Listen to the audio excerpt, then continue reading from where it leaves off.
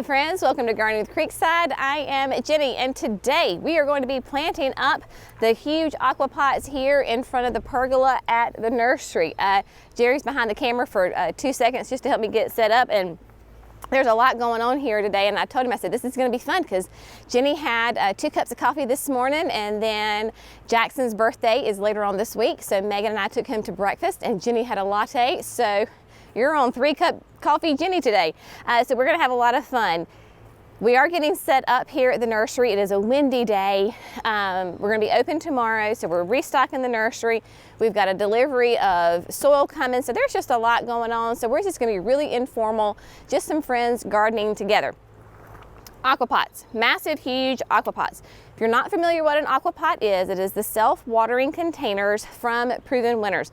These are gorgeous creations from Michael Carr, who is the artist who designs the pots.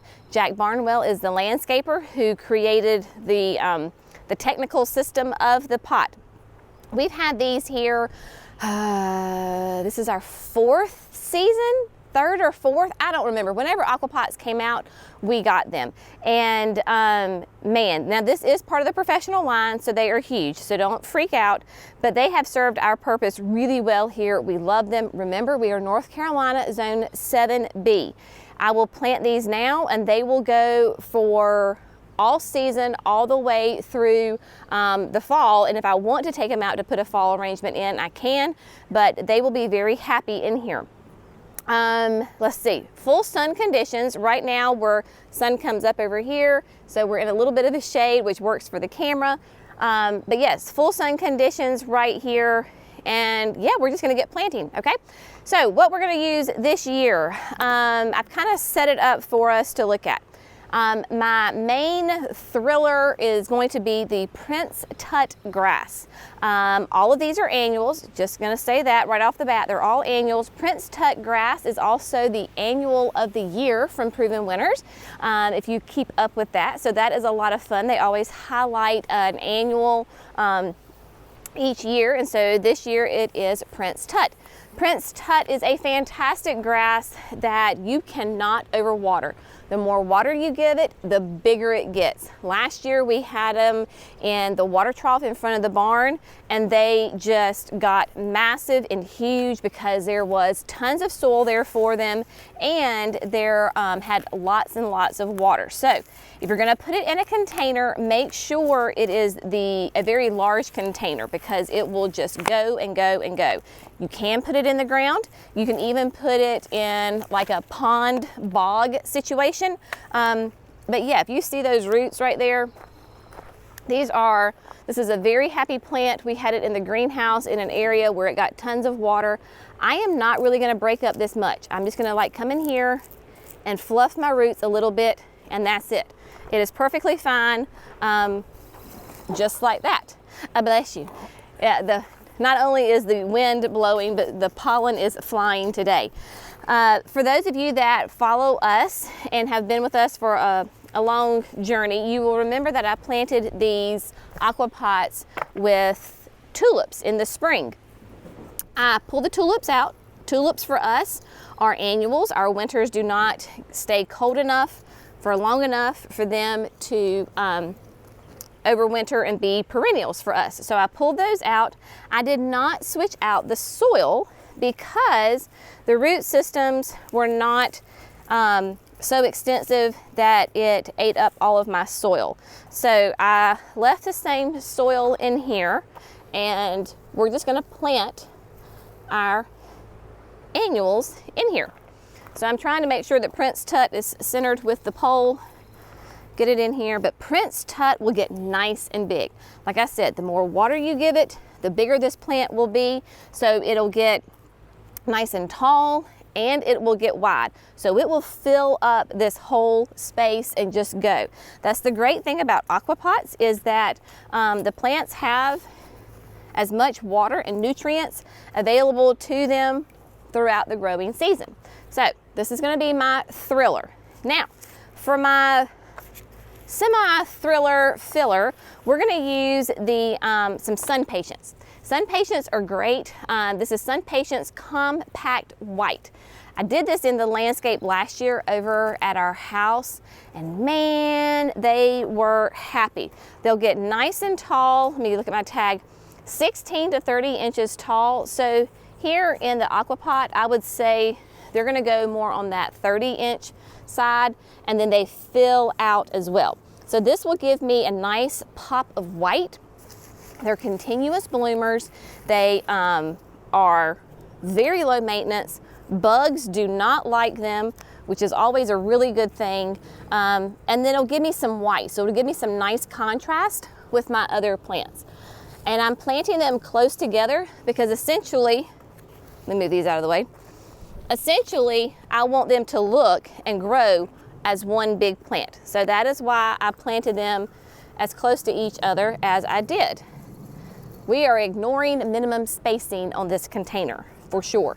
So we've got those in. Now, to be a little bit of an accent plant and to give me some color, we are going to use new introduction from Proven Winners. Really fun, gorgeous purple color on it, foliage. It is stunning.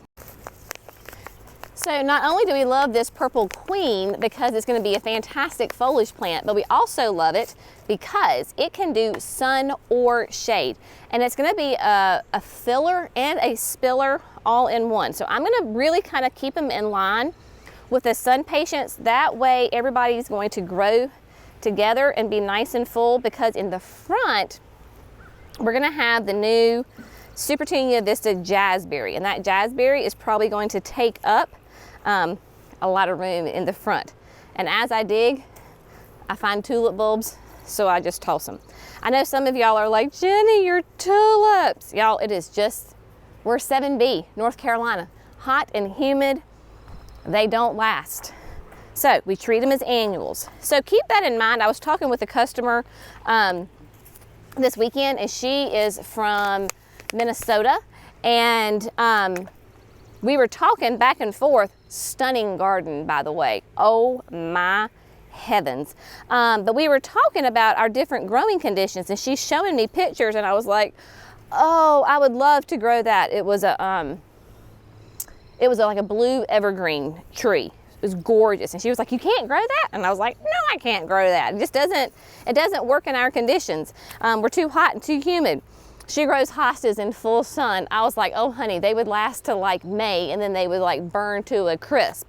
So I think that's really important when we're gardening and when we're watching like videos like this, and we're watching gardeners in growing conditions that are completely different than what you garden in, is to remember that what works in your garden may not work in their garden. So there is no room in gardening to be judgmental, people. So just, you know, keep that in mind, especially like I said, if you're like a zone, very much zone different from each other, just remember that what they're doing may actually work in their garden if it doesn't work in yours. So that's my little soapbox moment.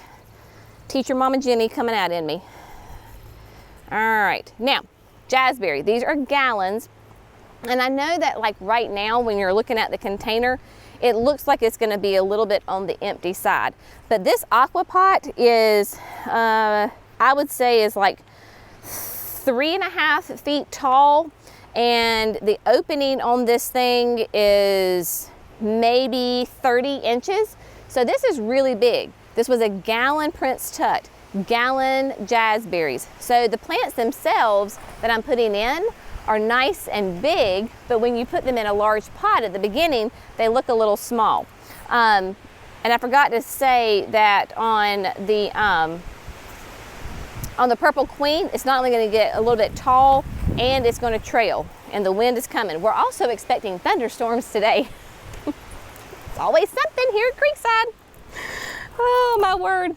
So yeah, so I want to get these in before the the rains hit, and then 2 before we open tomorrow, because I want it to look really nice for when we open tomorrow. And it was time definitely to get those tulips out, because I think I had like, I don't even know if there was even a full bloom on that thing. So we're putting 2 of the jazzberries in here, and they are gonna get nice and full, and they are gonna spill over. Because remember, this is the new Vista. So the new Vista jazzberry with that fantastic raspberry pink color on it. We first saw these, well, we had it as a trial plant, but really where it was in all its glory was when we went to go visit Pleasant View Gardens in Loudon, New Hampshire. And oh my gosh, if y'all remember that video, it was just a stunning display. So here we go. We've got everybody in here. Prince Tut, my Thriller, 2 to 3 feet tall on that guy. Like, yeah, 3 feet tall, 2 feet wide. My Sun Patience, the compact white, it's gonna be also 16 to 30 inches tall. It's gonna, 2 of them are gonna grow together as one, so a nice big mass of white. Also has a darker green foliage than the Prince Tut does, and it has a nice wider leaf. And then we have the Purple Queen that is going to have that gorgeous purple foliage that is not only going to grow tall, about 12 to 18 inches tall, but then it's going to spill over. So I have one on each side, and then of course the jazzberry here in the front center. It's going to get some height to it, and it's going to spill over as well. Okay, another little tip that I'm going to share with you about when you're putting a container together is, I've said this before, is to save your tags, because I don't know if you're like me, like I'll put an arrangement together. Anyway, it's just a great way to remember exactly what's in that pot, even from like year to year. Now here at the nursery, it also serves a purpose because as customers walk by, they can look at the tag and see what the plants are. So all that little information, and I don't make it super visible, I just kind of stick it like this so that now that customers can see it, but when I'm gardening at home, I will stick the tags all the way down the container so that I'm not looking at tags in my garden and in my containers. Now, what we're going to do now, yet another little tip, is because all of these are going to be pretty heavy feeders. So I'm a huge fan, of course, of the time release fertilizer from Proven Winners. So if you want to shake it, you can. It has a little flip top that you can shake it out. Here I'm going to use the scoop that also comes with it.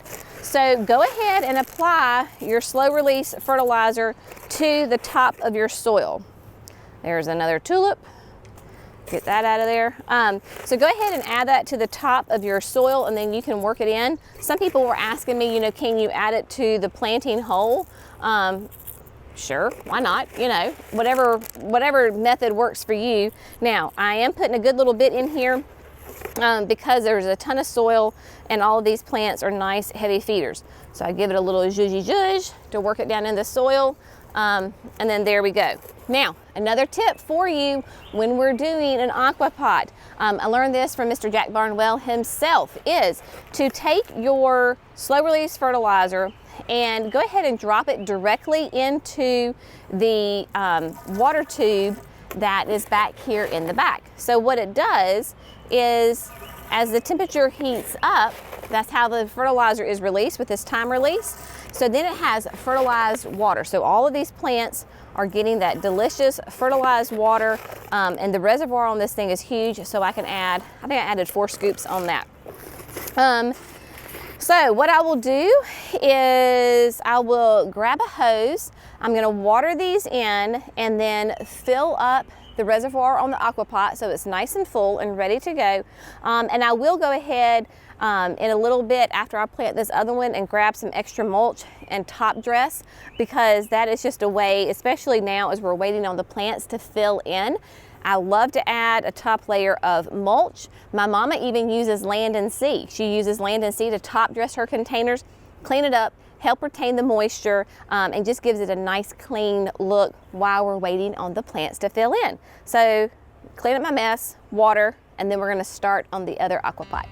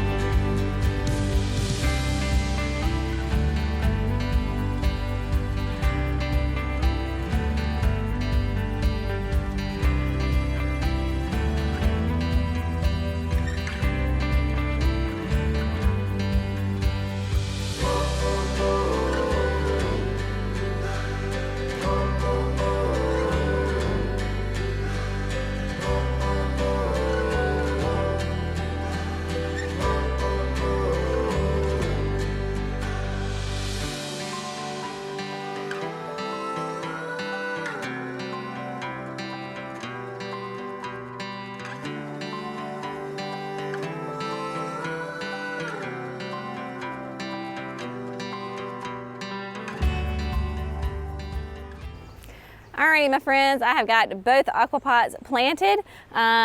Super excited and very happy about this arrangement. I know that these are going to do fantastic. I cannot wait to see how the Purple Queen does. It is going to be a lot of fun to watch this, as this is a trial plant for us.